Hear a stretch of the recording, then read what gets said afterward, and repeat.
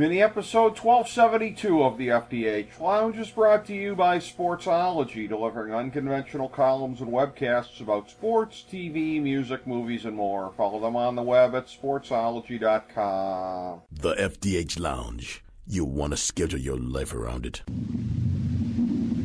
A long time ago, on a gloomy, wet Cleveland spring night, two men stand alone amidst the late-night drizzle.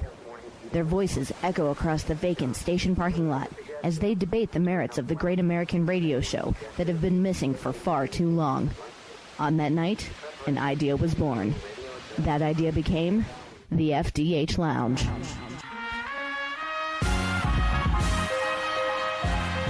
Welcome to the FDH Lounge. Hello, everyone. Welcome to the FDH Lounge. This is FDH Managing Partner Rick Morris here with my fellow original FDH Lounge dignitary, Chris Galloway. We are going bit by bit through the NFL in 2020, looking at all 8 of the divisions. So this would be part 6, the NFC North that we are going through right now. Standard disclaimer, as we're doing at the top of all of these, go back to part 1, the AFC East, if you want to hear our macro level thoughts on the season, specifically how COVID-19 is going to affect it. We got all that out of the way there, and then we're just getting into it as it applies team by team, as we're seeing teams that will be specifically kind of affected by it. Don't know if we'll look at any of these teams that way. The NFC North, I don't know that I necessarily do off the top of my head, but I do know, in looking at this, I can say this as a guy who has the Packers winning the division yet again, as they have done through the Brett Favre eras and Aaron Rodgers eras, that this is going to be a really, really interesting thing to watch and see how it goes. They now have Jordan Love on the roster there. That was something that really shocked us draft night, Chris, as you and I were going through our chat on Facebook Live, watching it in real time. And it led us to a very, very interesting discussion at the time about if Jordan Love hits, there will never have been a team that's been able to go 3 quarterback eras in a row like that. Let's say Jordan Love hits and he carries them to like 2035, 2036 when the Brett Favre era started in 92. You brought up the Cowboys, but Danny White is sort of the turd in that particular punch bowl there between Staubach and Aikman. And they only really went 3 in a row at that point. So it's, although I guess you could look at Morton before that if you wanted to, I suppose. But just the fact that we had to really kind of scratch and claw to find any kind of comparison should tell you how unprecedented it would be if it pays off for them. It's a big if, Rick. And the early reports on Jordan Love out of camp certainly don't give you anyone any confidence that's going to be the case. Right. And it may be one of those things that they look back and go, guess we should have gone ahead and got another weapon for a team that got all the way to the NFC Championship.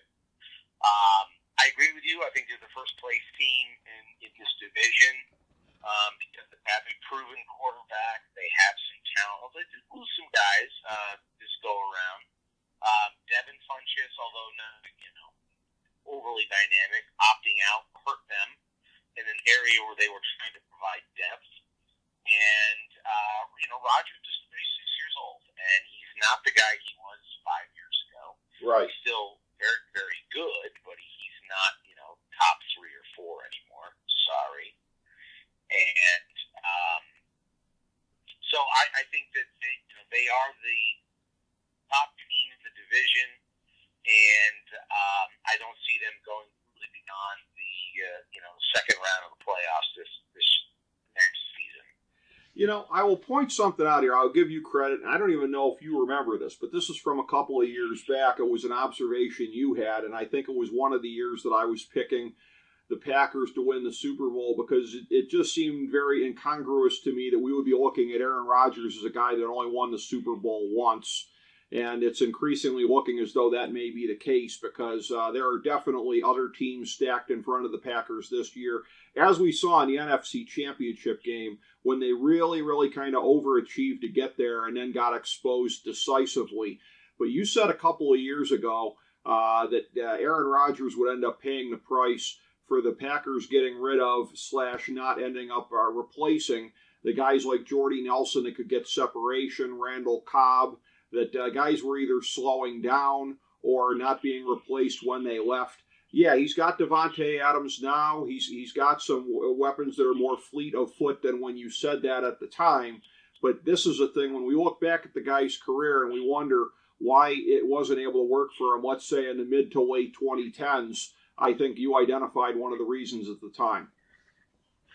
Well, and it's sort of the almost criminal lack of support that he's gotten from the organization. You've heard me make this argument many times that there were a lot of seasons where I didn't think the Packers their roster outside of Aaron Rodgers was any better than the Browns. Right. That they were by and large garbage, and Aaron Rodgers carried them to, the playoffs 10-6, 11-5, whatever. And I think that was, we finally had my thesis tested and proven when he got injured a couple years ago. Yeah, they were awful. And they immediately became just an absolute, pile of smelly dung. And they looked extremely Browns-like.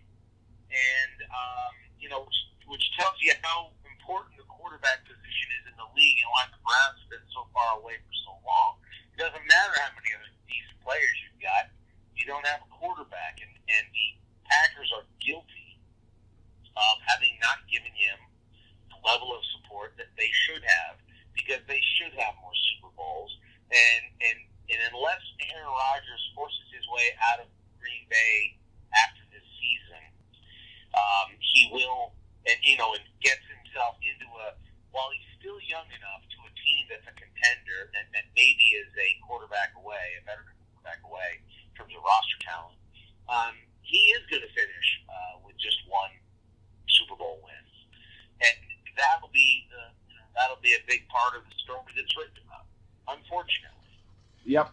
It's criminal for a guy who's arguably a top 10 all-time quarterback that would be the case. Although, again, you look at it here, I go back and forth on this. They're going to take one of the worst cap hits, I think, in NFL history if they get rid of him after this season. It's what he's got the next couple of years, which just makes it all the stupider if they went after Jordan Love.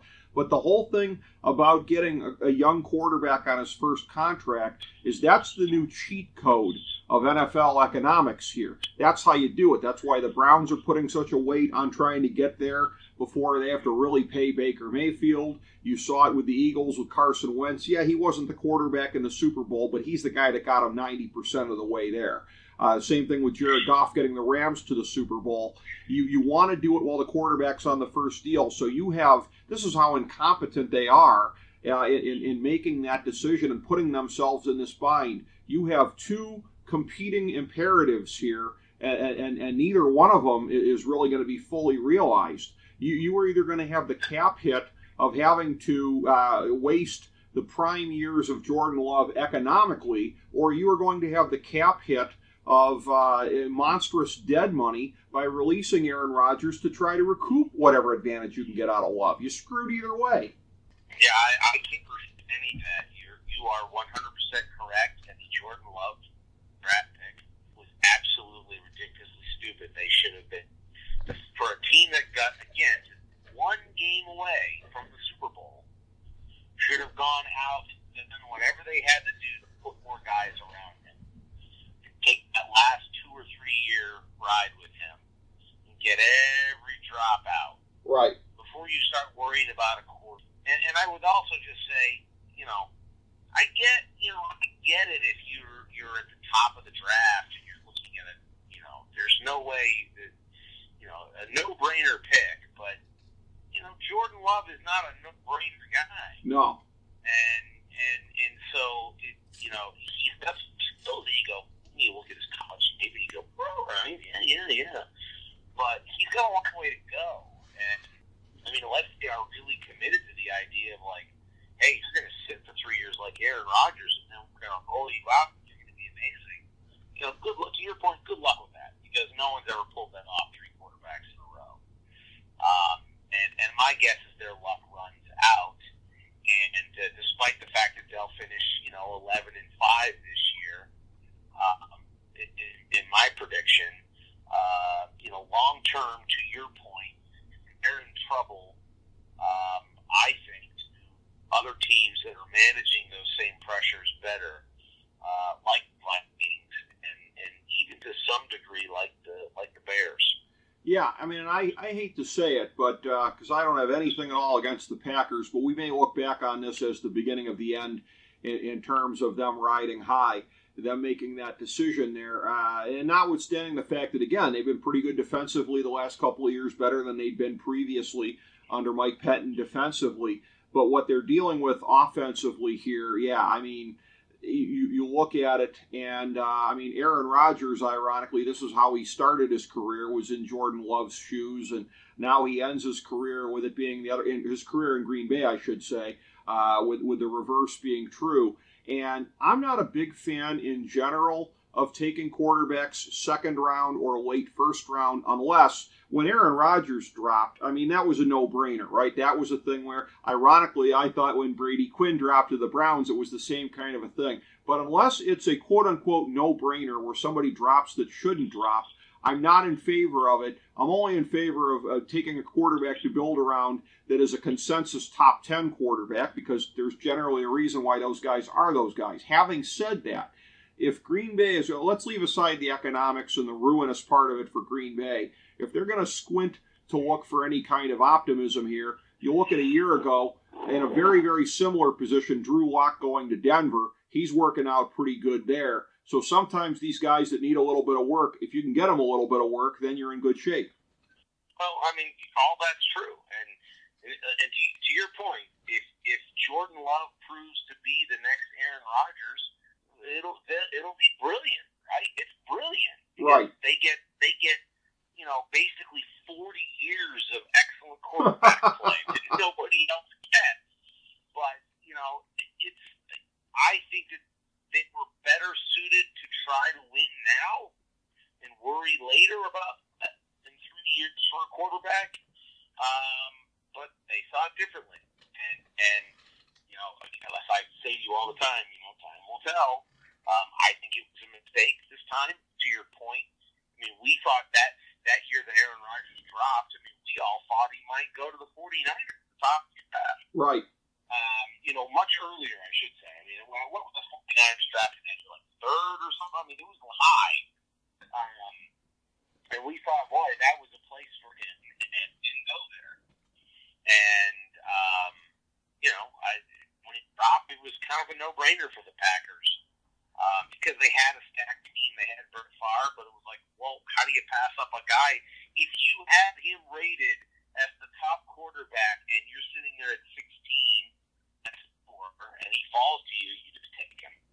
But in this case, I don't think anybody had Jordan Love ranked that way. Right. A completely different rating on the quarterbacks, a completely different league 15 years later in terms of the economics. Everybody looks at it on the surface as like, oh, this is the reverse of what happened with Aaron Rodgers previously. But no, it really, other than the fact that it's ironic that Aaron Rodgers was the stalker and now he's the stalkee with a young guy behind him, there are no similarities whatsoever that go beyond that. It's just surface stuff there. And again, won't hurt him this year in terms of winning the division, I don't think, but it'll hurt him in the times to come. I got him 11-5 also. Behind them, I have 2 9-7 playoff teams. I guess we'll start with their oldest rival. I have the Bears in there at 9-7. I think that bringing in Nick Foles, again, the ceiling on him, and again, yes, as a guy that basically, repeated what the Giants did in the 1990 playoffs with a backup, but notwithstanding the fact that he went on a Super Bowl run, the ceiling with Nick Foles over the long haul is not super high, but it's higher than it was for the Bears last year with just a completely incompetent offense where they were really kind of unable to take advantage of a lot of Matt Nagy's wizardry to the extent where his own reputation really kind of suffered.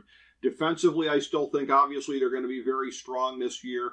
I have them being a well-balanced enough 9-7 team to make the playoffs. I think it could be a good breakthrough year for Anthony Miller, thus giving some good bookends at wide receiver along with Allen Robinson.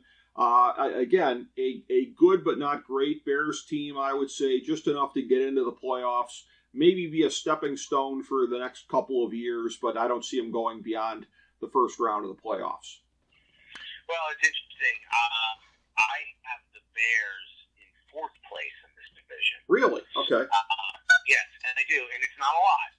I have the Bears at 7-9, and I have the Lions at 8-8, and the Vikings at 9-7. So I have them all jammed up in there. But coming back to my theme, that this is a quarterback league, I think the Bears will back. Adding Nick Foles is not an answer. I'm sorry, it isn't. I believe they will start the season with Trubisky, and they will attempt to go 4 or 5 weeks with him, and if he doesn't perform, then they'll make the switch. So they have. I mean, look, that is a great defense, and it's going to keep them in games. There's no doubt about it. But that offense, the quarterback, despite some talent at receiver positions, I loved Anthony Miller coming out of Memphis, and I would love to see him step up this year. I just don't get the sense that it's all come together for Chicago this year. A team with I think a roster made up of 34 tight ends. Yeah. I think it's going to be a challenge for them. I'm seeing some limitations in the quarterback play with Trubisky or Foles that's going to hold them back. The defense will keep them in every game. So I feel like it's just not going to quite break their way. If they go 9-7 like you've got, I won't be colored shocked. I mean, I've got them at 7-9, right? That's not much different. Yeah. That's a couple breaks and a couple games. I have the Lions at 8-8 as sort of a surprise of the division in third place. But yeah, I don't think they've got enough to be a playoff team at the quarterback position. And I mean, they've got a great run game. They've got a lot of mediocre tight ends and a solid defense.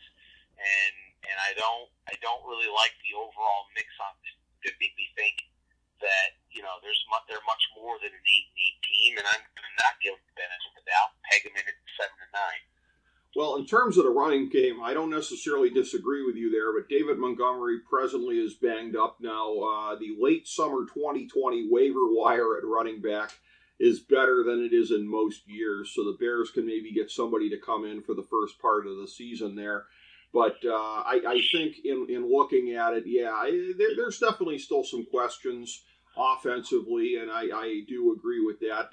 Tremendous, I guess, an optimist, if you're a Bears fan, would say, nobody's got better depth at tight end than we do, which, you kind of have no excuse. Yeah, that's great. Yeah. Well, literally, it would be impossible for anybody to have. Well, and, when you look at that position, though, and again, you look at the fact that I would say the two best tight ends in the league by a comfortable margin happened to be in the Super Bowl last year, plus Rob Gronkowski being in it a bunch of times in recent years.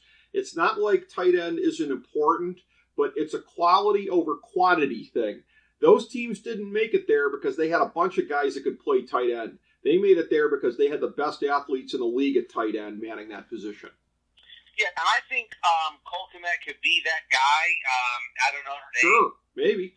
That they drafted. I mean, I love that kid. But yeah. I think it's a lot to put on the shoulders of a rookie. And I think Jimmy Graham is a nice number 2 option, but he's old. Yeah. He's over the hill. He's not who he was. And so to think that you're getting anything other than that is silly. So you got a rookie, and you got over the hill, used to be good. So I don't have a lot of faith in there, and there's just a lot. I think there's still a lot to be desired on the offensive side of the ball for the Bears. That defense will keep them in games, but you still got to be able to score points in this league, and you can't win every game 17 to 14, and that's going to be the thing that I think challenges them. And unless things break their way, I think that's a 7-9 roster. Well, it may very well be. And you look at it, and you mentioned something about the Lions here. Let's go to them last, because you and I are going to diverge wildly on them, probably more so than any other team in the league. I don't think... that'll be fun. Well, and here's the thing, too. I don't think it's even possible for anybody this year to diverge wildly on the Minnesota Vikings. I think they kind of are what they are, which is probably much along the same as what they were the last couple of years. Yes, they have lost some of their defensive depth, but they've gone out there and I think tried to do a nice job of replacing it. Kirk Cousins is going to give you whatever he gives you, assuming that he isn't a COVID-19 victim based on his own comments. But, so we have no ability to know how that's going to go. But, I mean, the Vikings, to me, kind of are what they are. I got them at 9-7. I got them as a wild card team. And right there, sort of trapped in that 9-7 dungeon that they've been in, the last couple of years. Not literally that they've gone 9-7 every year, but they've been basically, for all intents and purposes, an above-average team in the Mike Zimmer era. And I think, again, having what they have at quarterback, we have talked about this repeatedly, about, it's not just the most important position in the league, it's disproportionately so, as you talked about with Rodgers in his biggest glory days with the Packers.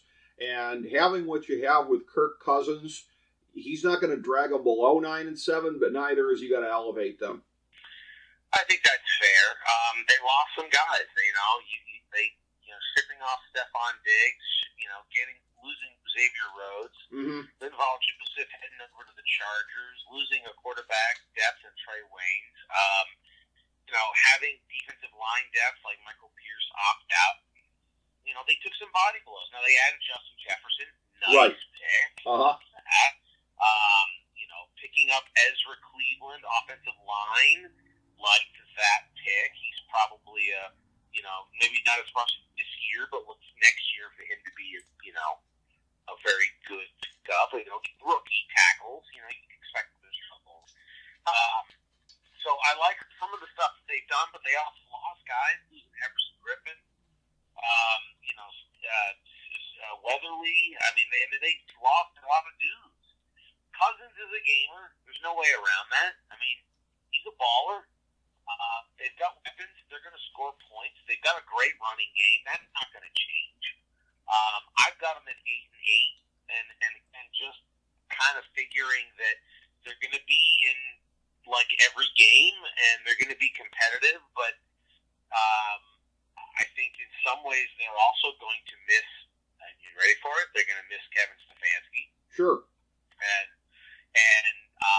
I think they're going to take a slight step back from last year's 10-6 to 8-8. They're the type of team that'll be in the playoff hunt to the end and come up just short.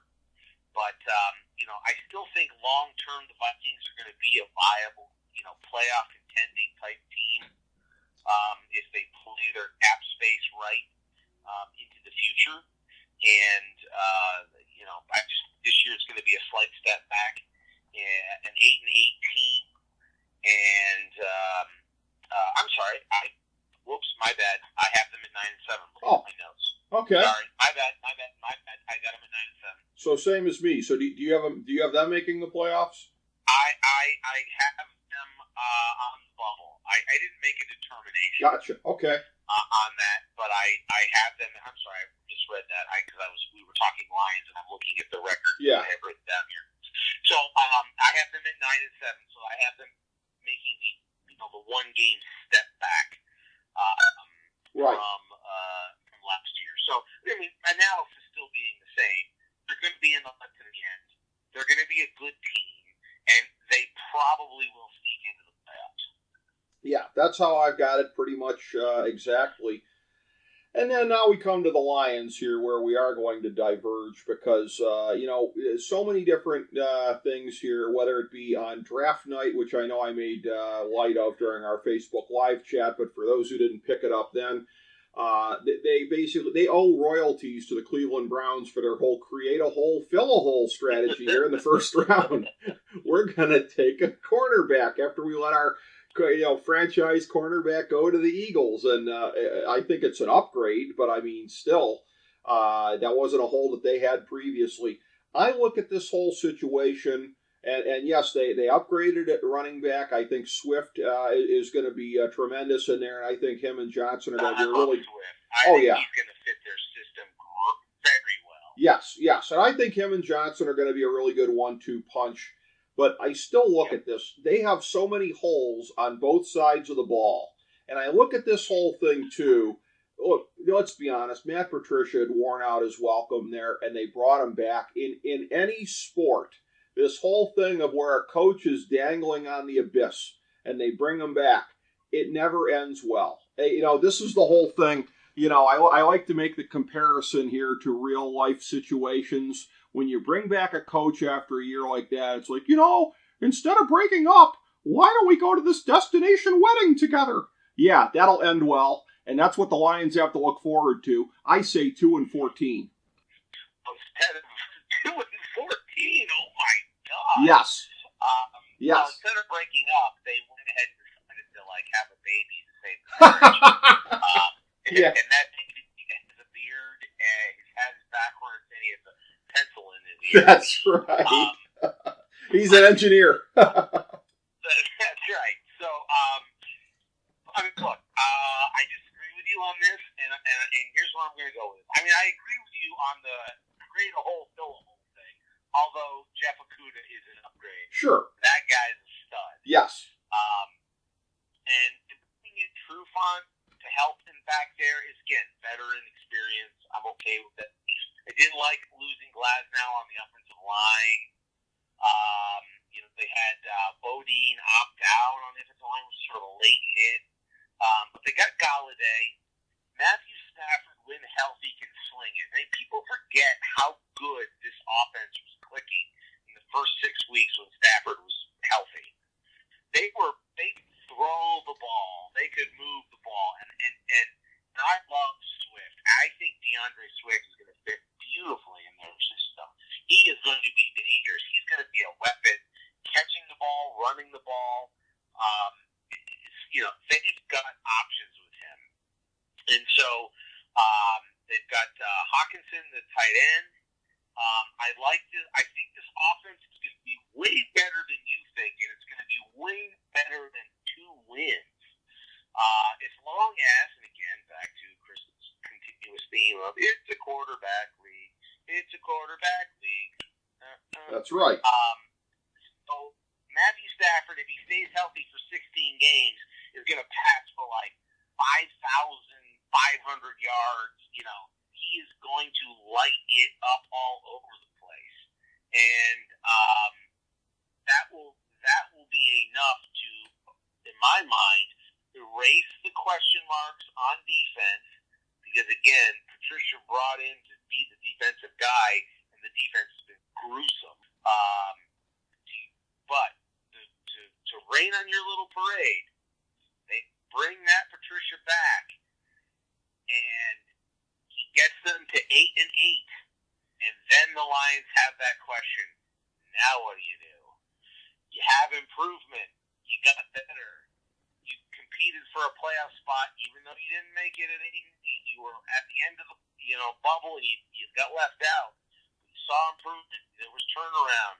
Now what do? That's in some ways an even worse curse than your 2-14. That's clear cut what you do. 8-8 causes you to pause again and go, did we bring him back? Yeah. So I have the Lions as a surprise third place, 8-18, edging out the 7-9 Bears, who will be the last place in this team or this division. Either way, it's a solid division top to bottom. No one's going to be terrible, including the Detroit Lions. Well, I will say this. If they go 8-8, look, then they've proved me wrong. And look, if they go 8-8, if they sniff the playoffs, you bring Patricia back for year 4 because he's proven me wrong. I think this is the year it all catches up to him.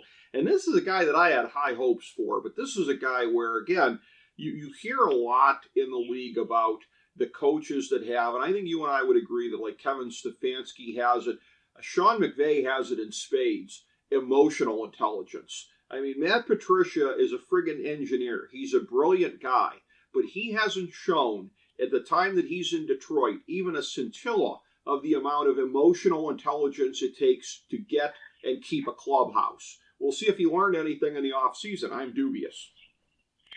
Well, I don't disagree with any of that. I agree. If you said to me, who would who's a better coach right now, and even though he hasn't coached the game, I would pick Stefanski every day of the week. Absolutely.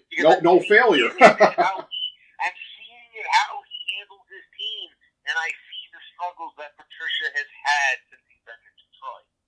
All of that being said, a healthy Matt Stafford makes that team viable every single week.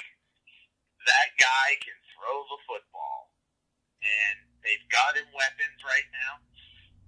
So offensively, they'll never be out of a game. And if they can piece enough together just enough, I think they're a 500 ball club. I just think they are. Despite Matt Patricia's, failing as a human in terms of his ability to we don't talk about his apparent past legal troubles, and his inability to relate to his players in a very Belichickian fashion. But again, I got him at 8-8. Again, look, you can nitpick, right? I mean, you've got Lions at 8-8, Bears at 7-9, Vikings at 9-7. That's where I've got them all. They're all right, but they're all jumbled up in there, very, very close. Well, and that's just how I see the Cards playing out this year. I guess I got them losing a lot of 34-31 games, but in terms of high-powered offense, what better way to bring it full circle than on this? So as I'm going hunting for any of the pictures / memes for slides for YouTube for our segments here, this was something that I had come across, a meme that somebody had made, but it is a meme that is based in reality. Patrick Mahomes, of course, son of former MLB, longtime short relief guy, Pat Mahomes. Short relief, but I think he was only intermittently a closer, but still. But anyways, so of course Patrick played a little bit of the bees ball in his youth.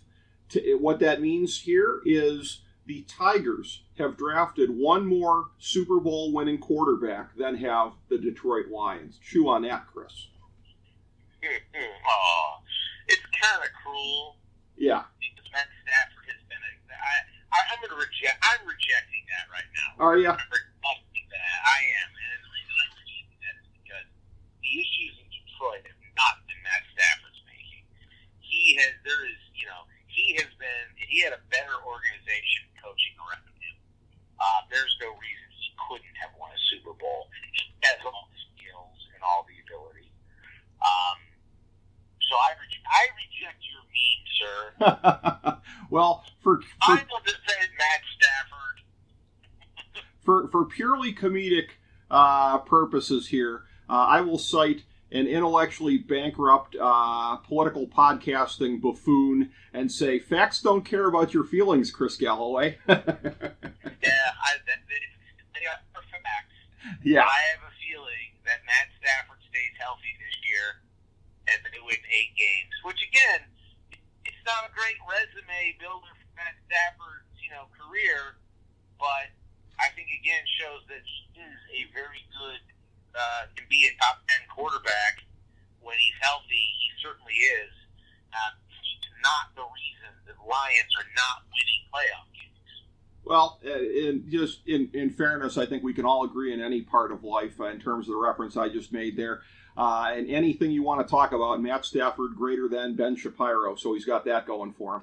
But anyways, that brings us full circle here as we go through our 2020 NFC North breakdown. Up next, the 2020 NFC South. Thank you, Chris Galloway, and thank you, everybody, for tuning in.